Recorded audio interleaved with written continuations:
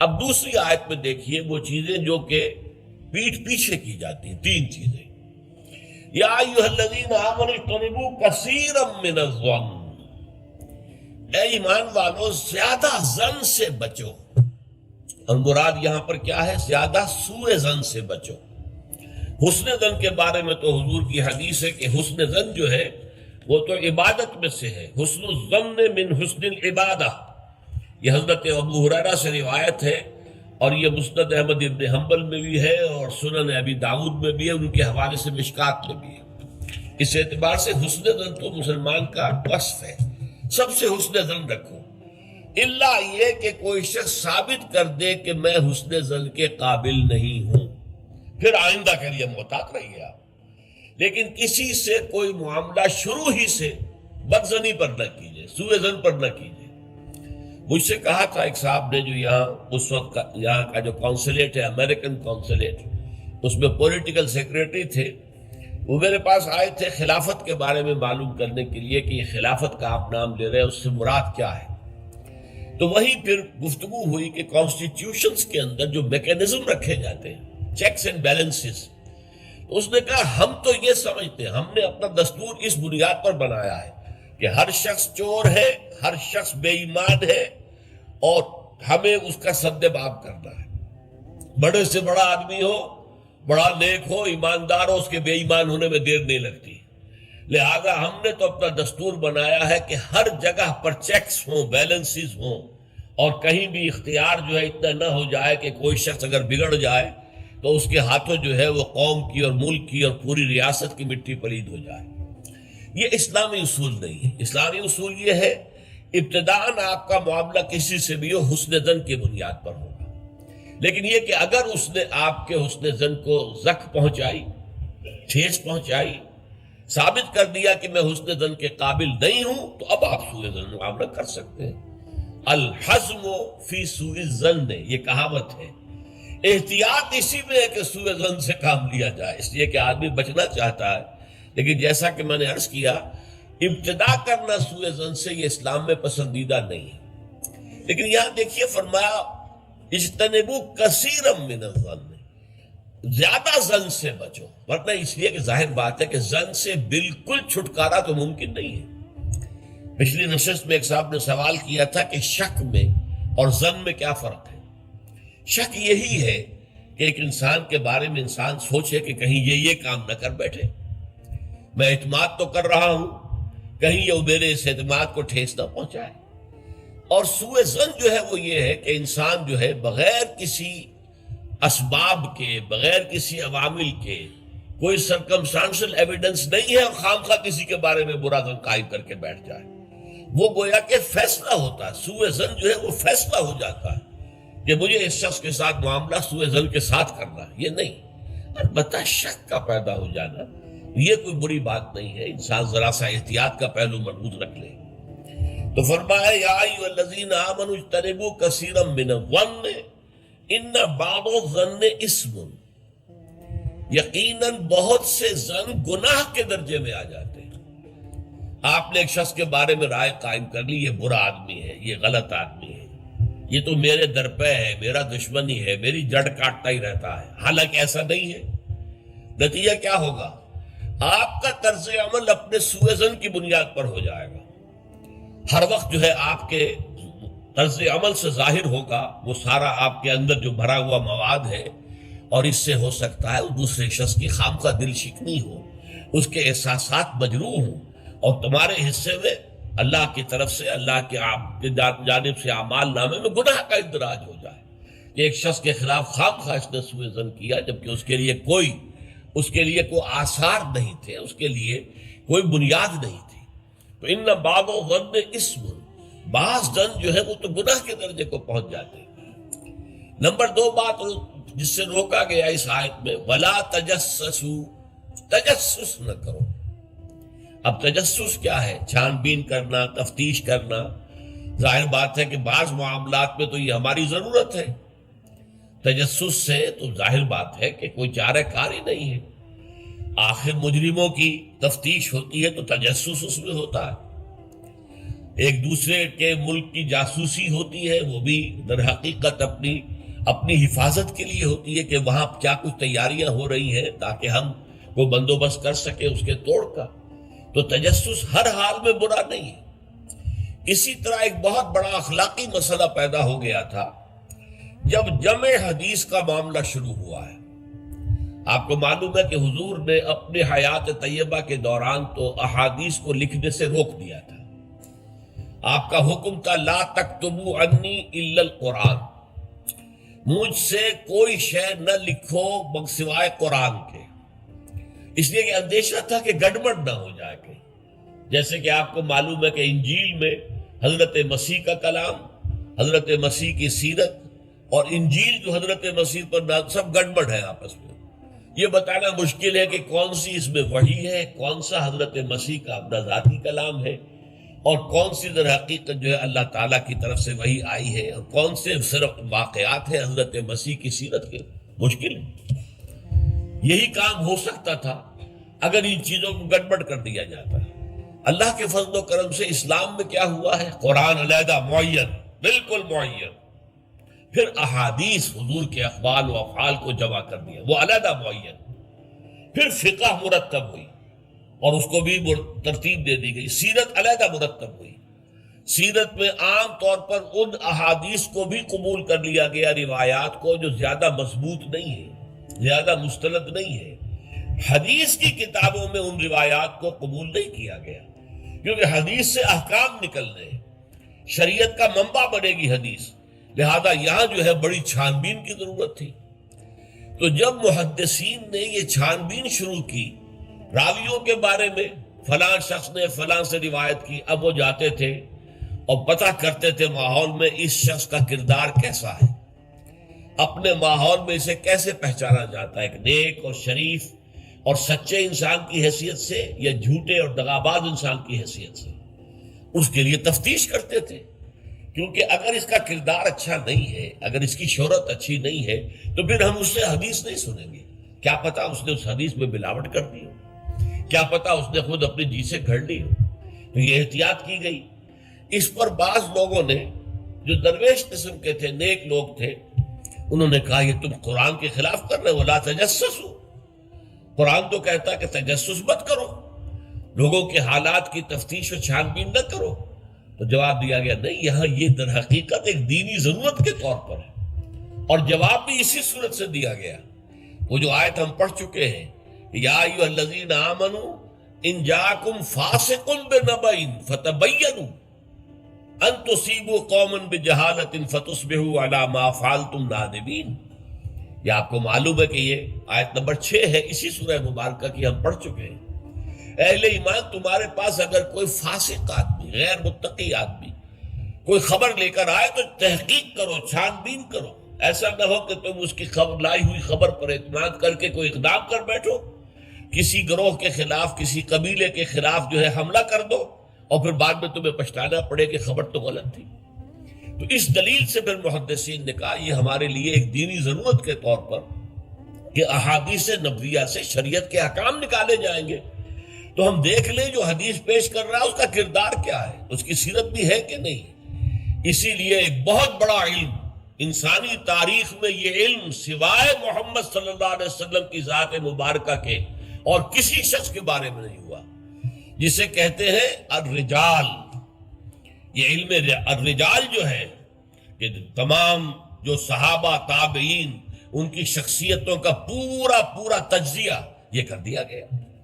یہ سارا کام اس لیے کیا گیا ہے تاکہ معلوم ہو عن فلاں عن فلاں عن فلاں عن فلاں، اس پوری چین کے اندر کہیں کوئی شخص ایسا تو نہیں ہے کہ جو قابل اعتماد نہ ہو، تو اس کی پھر وہ حدیث صحیح نہیں قرار پائے گی، وہ مستند نہیں قرار پائے گی، اسے کہیں ضعیف احادیث میں لے آئیں گے۔ ٹھیک ہے، یہ ضعیف ہے، اور ضعیف احادیث جو ہے وہ اخلاقیات کے بیان میں استعمال ہو سکتی ہیں، لیکن ان سے کوئی شرعی حکم نہیں نکالا جا سکتا۔ شرعی حکم کا استنباط جو ہے وہ صحیح اور پختہ اور مستند احادیث سے ہے۔ تو یہ ہے تجسس کے بارے میں۔ البتہ جس چیز سے روکا گیا ہے وہ کیا ہے؟ بعض لوگوں کے مزاج ہوتے پرورٹڈ، جیسے آپ کو معلوم ہے کہ مکھی جو ہے وہ گندگی کی تلاش میں رہتی ہے، گندگی پر بیٹھے گی۔ کچھ لوگوں کا مزاج ایسا ہو جاتا ہے کہ وہ اس تلاش میں رہتے ہیں، ٹو میں رہتے ہیں، کہیں کوئی بری بات انہیں ملے تاکہ لے اڑیں اسے، اس کا پرچار کر دیں، اسے عام کر دیں۔ کہیں سے کسی شخص کی کسی غلط حرکت کا علم ہو گیا اور اس کو لے کے عام کر رہے ہیں، پھیلا رہے ہیں لوگوں کے اندر۔ یہ جو ہے تجسس اس لیے کرنا کہ آپ کے ہاتھ میں کوئی سکینڈل بنانے کا کوئی مواد آ جائے، کوئی طریقہ ایسا ہو جائے۔ تو یہ جو مکھی کی ذہنیت اور مزاج رکھنے والے لوگ ہیں، یہ ان کو روکا جا رہا، تجسس نہ کرو۔ بلکہ کہا گیا ہے کہ اگر تمہارے کسی بھائی کا عیب تمہارے سامنے کھل جائے تو پردہ ڈالو۔ تم اگر دنیا میں اپنے کسی بھائی کے عیب کی پردہ پوشی کرو گے تو قیامت کے دن اللہ تعالیٰ تمہارے عیوب کی پردہ پوشی کرے گا، اور اگر تم دنیا میں اپنے بھائیوں کی پردہ دری کرو گے تو اللہ تعالیٰ تمہیں رسوا کرے گا تمام لوگوں کے سامنے قیامت کے دن۔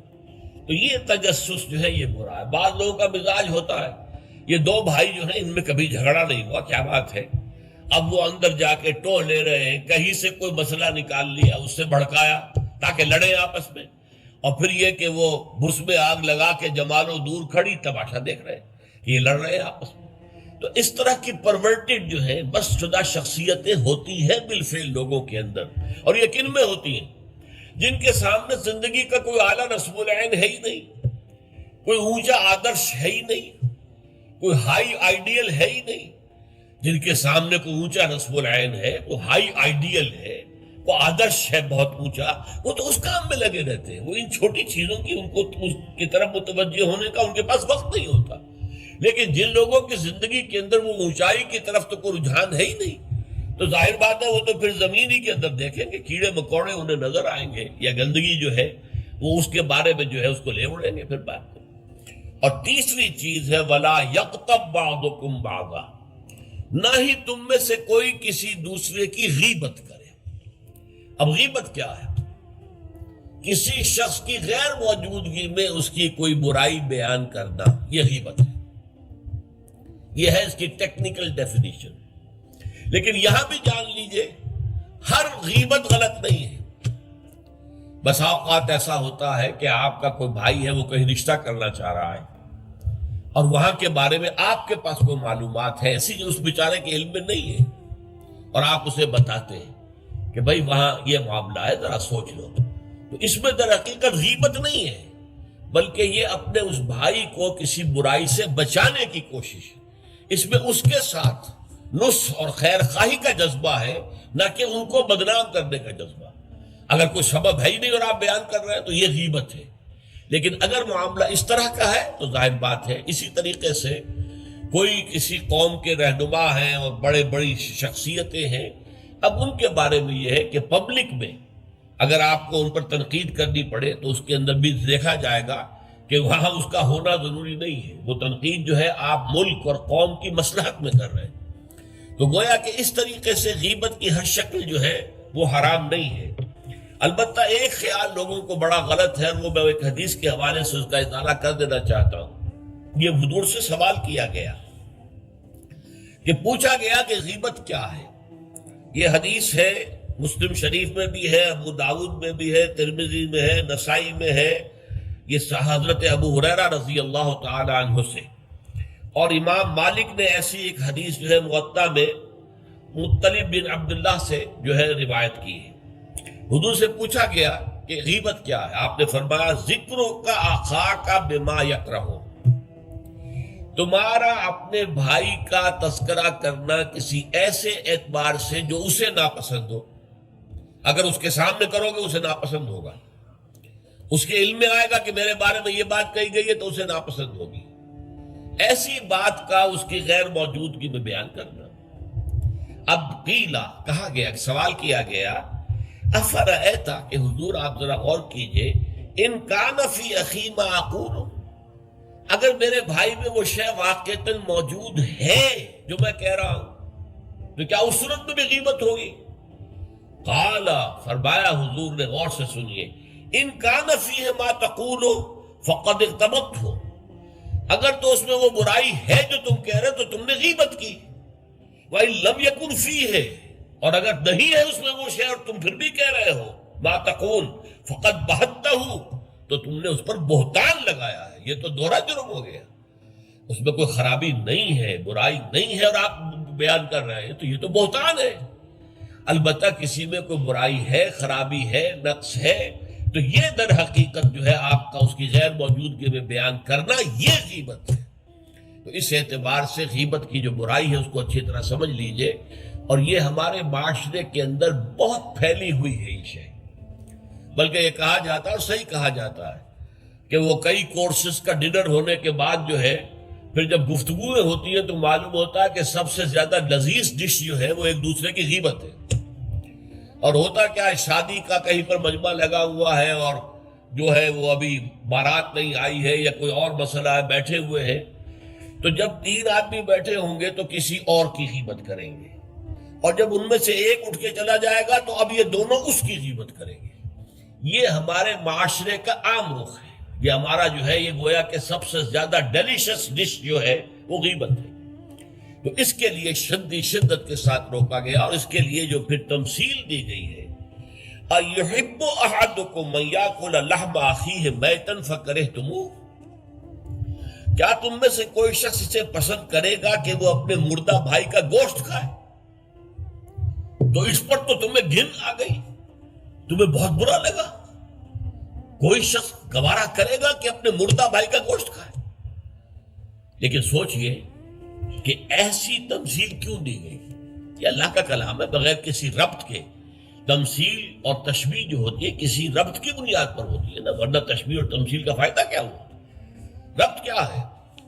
جیسے ایک مردہ اپنے دفاع پر کے قابل نہیں ہے، آپ ادھر سے بوٹی کاٹ لیجئے، ادھر سے بوٹی کاٹ لیجئے، پڑا مردہ ہے، آپ پوری اختیار کے ساتھ جہاں سے چاہے اس کی بوٹی اڑا لیں۔ اگر وہ زندہ ہو تو وہ ہاتھ لگانے دے گا آپ کو جسم کے اپنے کسی حصے کو۔ بعین ہی یہ معاملہ ہے، آپ کا بھائی موجود نہیں ہے اور آپ اس کی عزت پر حملہ کر رہے ہیں، مانوی شخصیت پر حملہ ہے۔ اس جسم کی نسبت مانوی شخصیت زیادہ قیمتی ہے، زیادہ اہم ہے۔ آپ اس کی مانوی شخصیت پر، اس کی عزت پر حملہ کر رہے ہیں، اور وہ قادر نہیں ہے دفاع کرنے پر۔ اگر وہ ہوتا آپ بات کرتے، اور یہ چیز پسندیدہ ہے، اگر آپ پبلک کے اندر اس کے منہ پر کہیے بات تو معلوم ہوگا، بلکہ اس میں جو پسندیدہ ترین بات ہے وہ یہ ہے کہ کسی بھائی کا کوئی عیب ہے، علیحدگی میں جا کر بتاؤ، بھائی تمہارے اندر مجھے یہ نقص نظر آ رہا ہے، برا نہ ماننا، میں نے تمہاری اصلاح کے لیے کہا ہے، مجھے تم سے کوئی قد نہیں ہے، دشمنی نہیں ہے۔ یہ نہایت پسندیدہ بات ہے۔